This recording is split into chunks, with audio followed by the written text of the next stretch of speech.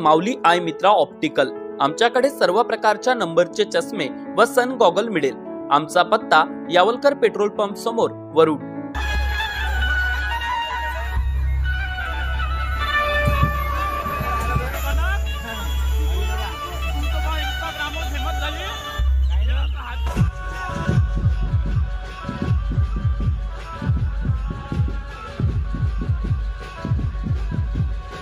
श्री यशवंत महाराजांच्या चरण पादुका घेऊन जी पालखी आहे ते यशवंतवाडी येथून निघाली असून आता मुसळखेड येथील दरबाराकडे प्रस्थान करते आहे। आणि आपण जर बघितलं तर यशवंतवाडी पासून प्रचंड भक्तांमध्ये उत्साह आहे। शेकडो आणि हजारोच्या संख्येने भक्तांचा समावेश या पालखींमध्ये आहे। यशवंत बाबांच्या चरण पादुका घेऊन ही पालखी आता वाठोडा मार्गे मुसळखेडकडे निघालेली आहे। आणि ही काही वेळातच जी पालखी आहे बाबांच्या चरण पादुका घेऊन मुसळखेड येथील परमहंस श्री यशवंत बाबांच्या दरबार येथे पोहोचणार आहे। आणि याच पुन्हा चरण पादुका ज्या आहे त्या सकाळच्या दरम्यान पुन्हा शोभायात्रेने यशवंतवाडीकडे प्रस्थान करत असते। मात्र सध्याची जी अपडेट आहे यशवंत बाबांच्या चरण पादुका घेऊन यशवंतवाडीतून ही पालखी आता मुसळखेडकडे निघालेली आहे। आणि मध्ये जे भक्त आहेत वाटोडा आणि चांदस नगरीतील सर्व भक्तांनी या चरण पादुकांचं दर्शन घेतलेलं आहे। एवढंच नव्हे तर तालुक्यातील आणि पंचक्रोशीतील नागरिकांनी देखील बाबांच्या चरण पादुकेचं दर्शन घेण्यासाठी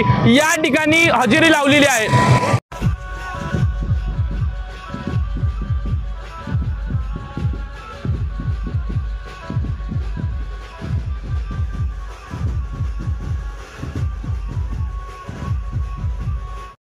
परमहंस श्री यशवंत महाराजांचा 106वा जन्मोत्सव सोहळा पार पडतोय।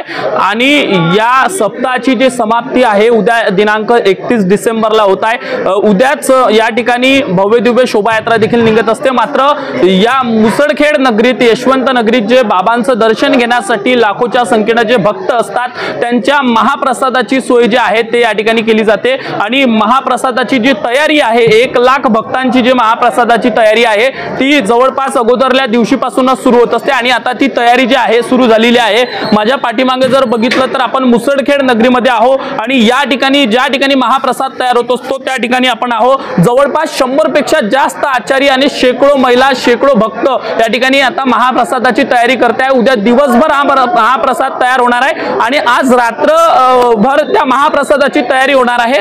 आपण जर बघितलं तर युद्ध पातळीवरती हा महाप्रसादाची तयारी होत असते। आणि जवळपास उद्याला यशवंत नगरीमध्ये जवळपास 1 लाख पेक्षा जास्त नागरिक जे आहे बाबांचं दर्शन घेण्यासाठी येत असतात। आणि त्या 1 लाख पेक्षा जास्त भक्तांची महाप्रसादाची सोय जी आहे ती अगोदरल्या दिवशीपासूनच युद्ध पातळीवरती केली जाते। आणि आता ती तयारी सुरू झालेली आहे। जवळपास या ठिकाणी गंज देखील चुलीवरती लावण्यात आलेले आहे। भाजीपाला असो तो साफसफाईचं काम या ठिकाणी सुरू आहे आणि सर्व जे भक्त आहेत आपली सेवा या ठिकाणी देते आहे।